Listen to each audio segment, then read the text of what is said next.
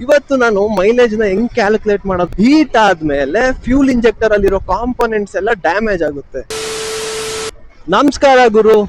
ಎಷ್ಟೋ ಜನಕ್ಕೆ ಅವ್ರ ಗಾಡಿ ಎಷ್ಟು ಮೈಲೇಜ್ ಕೊಡ್ತಾ ಇದೆ ಅಂತಾನೆ ತಲೆ ಕೆಡ್ಸ್ಕೊಂಡಿದ್ದಾರೆ. ಇವತ್ತು ನಾನು ಮೈಲೇಜ್ ನ ಹೆಂಗ್ ಕ್ಯಾಲ್ಕುಲೇಟ್ ಮಾಡೋದು ಅಂತ ತಿಳಿಸ್ಕೊಡ್ತೀನಿ ಬನ್ನಿ.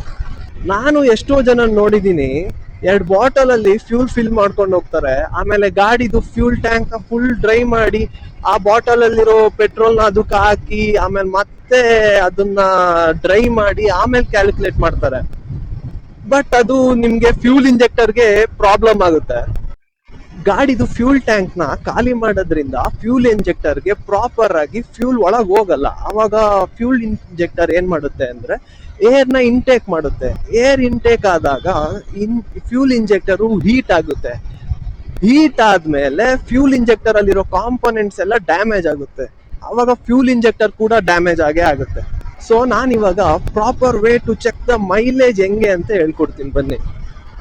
ನೀವೆಲ್ಲರೂ ಲಾಂಗ್ ಡ್ರೈವ್ ಹೋಗ್ಬೇಕಾದ್ರೆ ಗಾಡಿಗೆ ಫುಲ್ ಟ್ಯಾಂಕ್ ಫ್ಯೂಲ್ ಹಾಕ್ಸ್ಕೊಳ್ಳಿ. 50 to 100 ಕಿಲೋಮೀಟರ್ಸ್ ರೈಡ್ ಮಾಡಿ. ಅದಾದ್ಮೇಲೆ ಮತ್ತೆ ನೆಕ್ಸ್ಟ್ ಫ್ಯೂಲ್ ಸ್ಟೇಷನ್ ಸಿಗುತ್ತೆ, ಅಲ್ಲಿ ಮತ್ತೆ ಫುಲ್ ಟ್ಯಾಂಕ್ ಮಾಡಿಸಿ.